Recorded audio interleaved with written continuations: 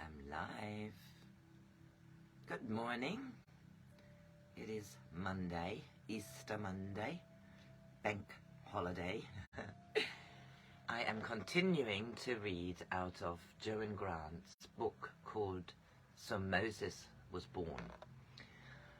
This is the 7th of her far memory novels, or books. It's set in Egypt, in the time before the birth of Moses. The story of Moses is a familiar one. He was found in the bulrushes. Moses' upbringing in the court of Egypt gave him the influence and power to set the Israelites free.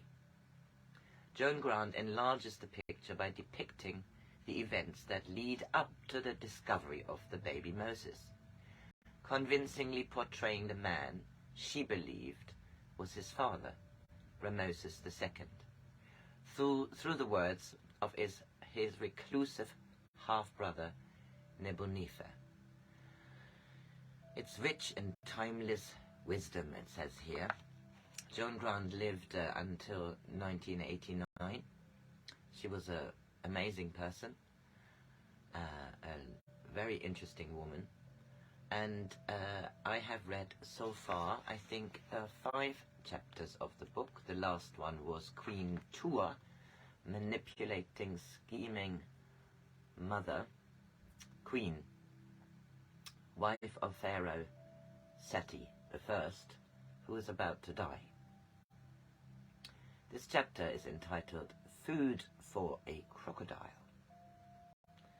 The setting sun poured flame across the sky as Sensen and I walked together through the palace garden for the last time. That everything was so ordinary seemed curiously unreal. A gardener who was watering a clump of orange lilies bowed low as we passed. A boy, the son of a court official, smiled shyly at Sensen as she paused to pat the tame gazelle he was holding by its scarlet leather collar. The soldiers at the river gate gave me a royal salute. For the first time I realized that I no longer had the right to receive the homage due to the royal ear. I felt cold, as though I were suddenly stripped naked on a winter night. "Smile, Neb," said Sensen in a low voice. "People are watching us." She stopped to pick up a scarlet poppy that had forced its way between the paving stones of the river walk. Her air of unconcern was already producing an effect. I noticed a woman smile at the man beside her, and whispers rippled from person to person like wind through the cornfield. They ceased pretending they had come only to enjoy the cool breeze from the river, and pressed forward to watch us. Sensen smiled and waved her hand to them. A child ran forward, and she gave it the poppy she carried. A petal fell to the white limestone of the quay, bright as blood on a handkerchief. I glanced quickly at Sensen, but she thought her eyes were brilliant. But though her eyes were brilliant, it was only with excitement. Her Nubian page put a basket covered with a white napkin in the stern of the boat and arranged cushions and a woolen cloak for Sensen to sit on. He acted the part well. No one could have guessed he knew why one of the cushions was so heavy, and that the others were stuffed with clothes instead of feathers. I exchanged a few words with the royal boatman, telling them that if my wife felt so inclined, we might spend the night at the house of the captain of the bodyguard. He looked surprised and then nodded, eagerly taking this as proof that the rumors of Pharaoh's illness had been greatly exaggerated. I unfurled the sail, and the boat slid smoothly into the current. The little crowd watched us and then began rapidly to disperse. "Each wants to be the first with the good news for the Pharaoh," I said. "There will be a brisk trade in the wine shops tonight." It was still luminous on the water, but already the palace windows glowed through the dusk. There was a light in my father's room too, though paler than the others. Was Tua with him? Or had a lamp been lit? Because even Pharaoh wanted a flame to watch so that he could forget, but a tomb is dark. Looking back across the years, I realized that our chances of making Tua believe we had been murdered were so tenuous that I could have agreed to Sensen's plan only because, unknown to myself, I wanted it to fail. The gods, however, had decided that it should succeed. Perhaps Sebak, the crocodile-headed, sent one of his servants to swallow the hunk of rotten meat that contained our armlet and necklace, for I had never seen such a large crocodile near a city. The moon obscured herself in cloud while I landed Sensen on a wooden platform that led out from the reeds to a fish trap. Then, while I was wondering how to capsize the boat, a sudden gust performed this office for me.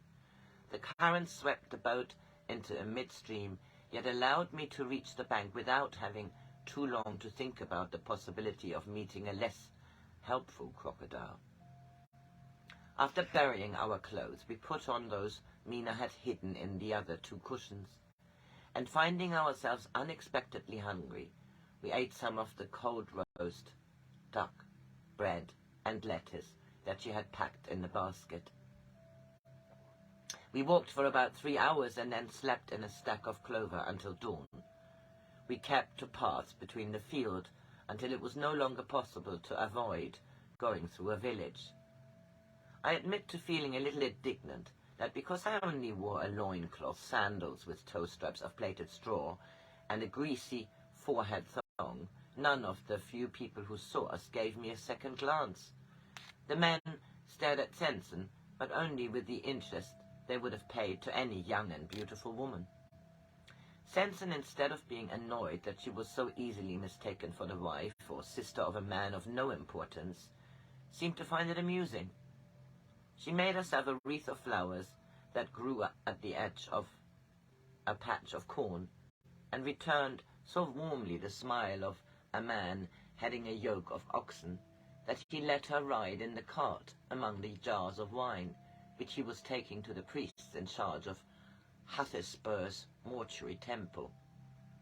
Hebel, obeying Sensen's instructions, met us at sunset with a donkey, that she could ride up to the steep track to the high desert above the Valley of the Dead.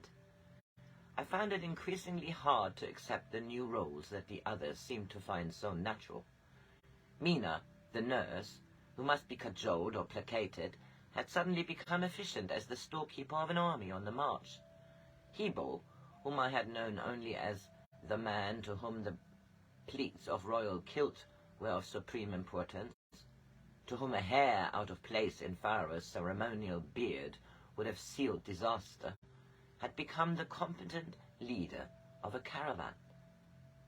A cave had been made ready for Sensen and myself, a mattress with woolen covers, a jar of water and a towel, a flask of rubbing oil in case Sensen's muscles were sore after her unaccustomed exercise. The narrow wadi provided such excellent shelter, the fall of the ground being less effective than the reputation of the place, which was considered to be haunted by a particularly offensive type of demon. That Hebel had allowed a fire to be lit over which Mina was roasting a young goat. The packed donkeys, with their foreheads hobbled, tore placidly at the dry herbage. Beyond the circle of firelight, our 6 servants, all that was left to me of the cohorts of Egypt, ate bread and onions while they waited for their share. Mina again basted the roasting meat with salted water, then stood back to allow Hebel to carve it. Before bringing it to us, he arranged the slices on a dish of unglazed pottery, with the same care he would have given to crane's breast served on gold. To my profound relief, Sensen displayed an eagerness of appetite which I would have paid a foreign physician $5 of gold to inspire in her. Only when we had washed our hands in a small bowl of warm water, scented with jasmine, did Hebel and Mina cut meat for themselves, carrying it to a rock midway between us and the servants, a rock which in their eyes had acquired the status of the room of the personal attendants. In due course, the remainder of the carcass became the central point of a noble's kitchen, each man cutting off a portion with his hunting knife. No doubt, following a rule of precedence already decided amongst them. I began to muse on the deep-rooted urge in all of us to give and to receive homage. Sensen and I still kept the loneliness of royalty, having no one between us and the gods, even though we sat on a blanket of undyed wool and had eaten collops of goat's flesh from a wooden skewer. As I stood up, one of the men threw a bundle of corn brush on the embers, and I saw my shadow on the sheltering wall of rock. The servant feeds the fire reveals the master, and each man is a child and a god, the one who worships, the other who must discover in himself the worshipful virtues. I learned then, though I had not the wit to express the knowledge in words or even to understand it, that no man can refuse his rung of the ladder of generations, unless he foolishly condemns himself to the futile service of himself. But that night I longed to show that though I was no longer the royal heir, I was a man who could stand alone. I wanted to tell Hebo that I, not he, could find the best way of the living water. To tell Mina that I, not she, would decide where Sensen would sleep most soundly in my arms.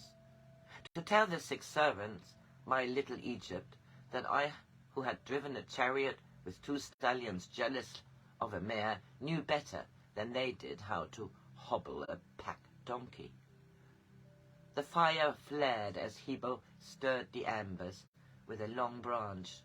As though a priest greater than those who serve Amen read aloud, I seemed to hear an echo from one of the great assessors who weigh men's hearts in the scales of Tahuti. Hast thou seen thy shadow on the wall and thought it mighty?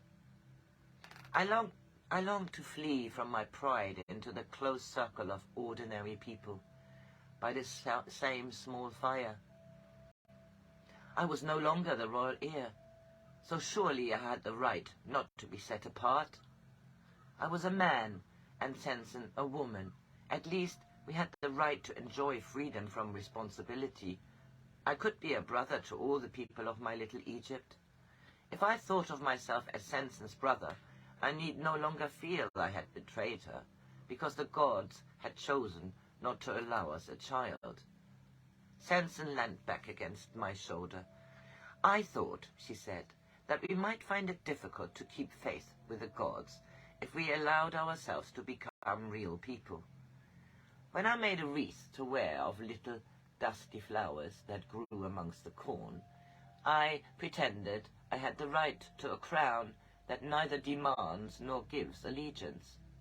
But there is no such crown, dear Neb, and he who wears it is a fool posturing before gods who smile only in pity. I am not likely to play Pharaoh to a court of 8, or 18 if you include the pack donkeys. What is Pharaoh except the symbol of a man's link with the gods? We're all pharaohs, Neb. The pack donkey is Pharaoh to the sagebush Pharaoh to the rock. I tried to smile.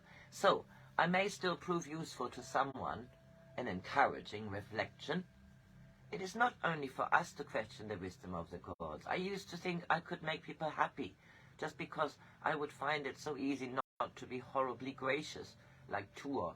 But this morning, when I smiled at the man with the ox cart, it gave him the chance of helping us. We began to be real. I walked farther than I had ever walked before. I ate not because it would please Mina or make you less anxious. I was hungry, Neb. Then how can I mind leaving Thebes, I said, and meant it.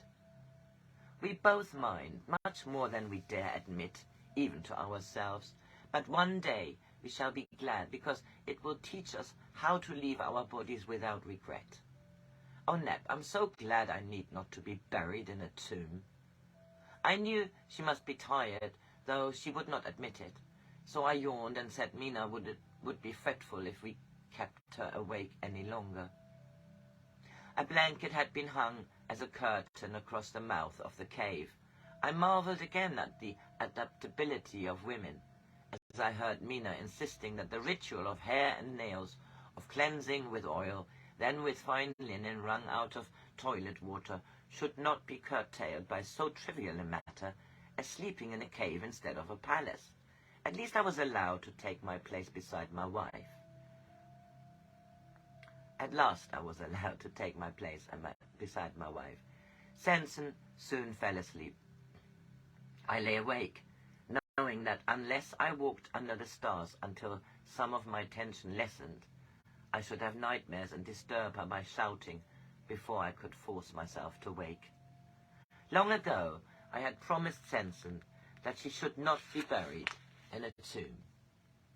Was her fear no more than the natural result of her feverish terror, which were part of the illness that followed her only visit to the royal tomb, or had her instinct a deeper significance? The Amen priests declare that the Ka, the link between body and soul, even of a pharaoh, lingers in the place where the body is buried until such time as the soul has completed its journey through the underworld. This I had never believed, but what if it were true? I had not been allowed to stay with my father until he died, but could I not seek him now, where he might be in greater need of company? I tried to tell myself that I was indulging in fool's pride. His soul was in the care of the gods. They did not need me to help them. The need to go to the tomb became more insistent. I tried to combat instinct with logic. I might be recognized by one of the guardians of the valley, and so endanger Sensen. But I could climb down the cliff, so that I need not pass the watchfire. It was difficult climb at night, but in the brilliant moonlight, every crevice would be as clearly marked as lines of bitumen between the deck planks of a ship. I woke Hebo and told him that if I had not returned before Sensen discovered my absence, he was to reassure her and say that I was in no danger and would soon return. He looked surprised, as well he might, but the habit of accepting the royal word, even the word of a prince, was too strong for him to question. I too felt that I obeyed a royal word, though as yet I did not know what it told me to do. This is the end of this reading. The next chapter is entitled A Voice in the Dark. It's a rather magical novel. Book by Joan Grant. So Moses was born. Lovely Monday.